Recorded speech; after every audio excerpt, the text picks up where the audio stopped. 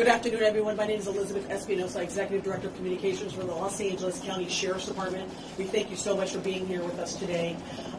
In the order of speakers that we will have today will be LA County Fire Chief Daryl Osby, and then we will have LA County Sheriff Alex Villanueva come to the podium. Thank you.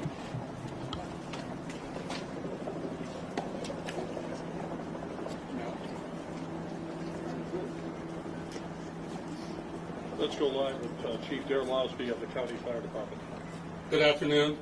My name is Daryl Osby, and I'm the Fire Chief of the Los Angeles County Fire Department. I want to thank you for coming here to today's briefing of the Willow incident. Today, shortly before 10 o'clock at 9:47 a.m., the Los Angeles County Fire Department received a 911 call of a potential helicopter down in a brush fire at the intersection of Los Virgenes Road and Willow Glen Street in the city of Calabasas in unincorporated Los Angeles County. Upon arrival, our firefighters discovered approximately a quarter-acre brush fire that resulted from a crash on the hillside. The Los Angeles County Fire Department initial response was 15 pieces of apparatus and 56 personnel that consisted of paramedics, engine company, heavy rescue, truck company, hand crews, and aircraft, and a chief officer to oversee the incident.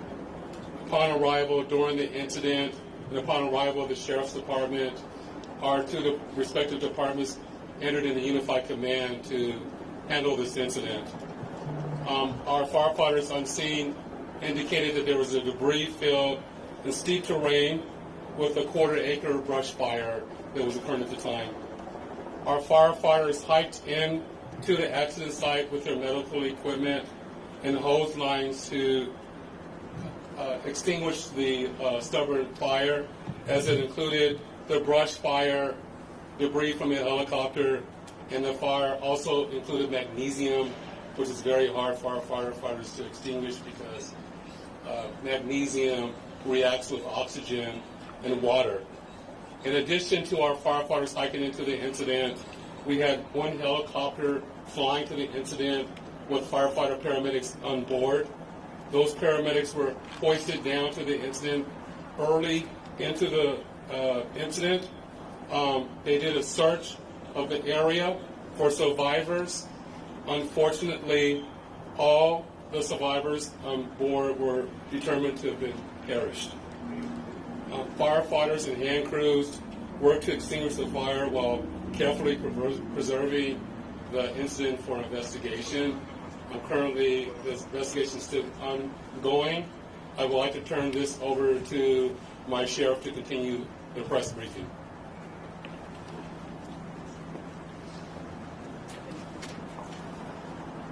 Thank you, Chief Osby.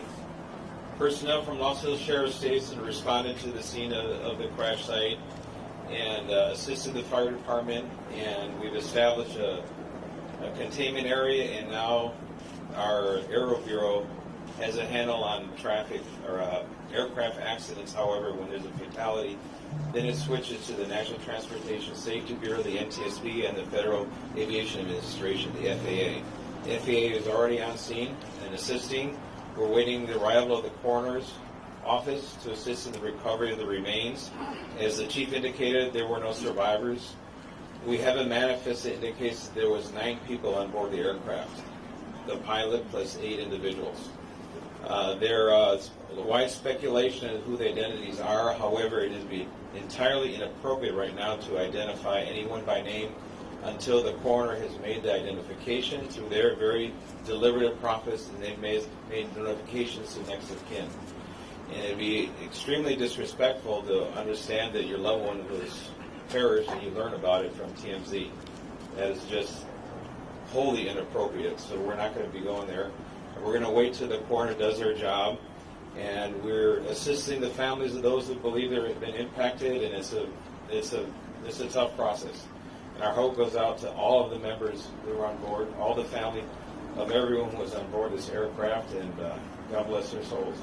So at this point in time, we have nothing that we can add until the coroner does their job, and we'll be making those notifications when we have the information and we know the next of kin have been notified, then we can release the information publicly. And you'll be notified in subsequent announcements. Sheriff, if the there's one manifest thing you says can 9 and 4, confirm. does that Do we mean there were have the 9 bodies? confirmation actually of 9 bodies there at the scene? That is our belief, yes. So we realize at this point there are so many questions. There's a lot of information out there, and again, we understand. There's a lot of information that's floating, but we certainly have a responsibility and an obligation, out of respect, of course, for the families. And this is a very difficult time for us all, for the city. We have the mayor here of Calabasas, also sitting. We thank them for being here. And in fact, they wanted to pass on a message that for those in the community that want to gather here and are coming to Calabasas, if you do, you are welcome to join others at the BEAB Park here in Calabasas and the cross streets there, or Los Hills and Las Virgenes. Also, the Sheriff's Information Bureau will be sending out updates as to when there will be, if there is one, a press advisory out, a notification of another press conference or any other updates through our Twitter. So please look for that. And again, we thank you so much for being here today. And again, thank you for your time. Elizabeth, Sheriff, please. Sheriff, Sheriff, we have more. Sheriff, just a Can question you talk quickly about on if it's a mechanical sealing off the failure or area. weather? We know the NTSB has to be there to do that thing. Is the public going to be able to get anywhere nearby, or is a stretch of Las Virgenes going to be shut down for an indeterminate period of time? It remains shut down for an infinite. Is it How really big true of an that area? the Any is idea? still on Enough site? to keep it. Can you refer to a heavy fog in the area?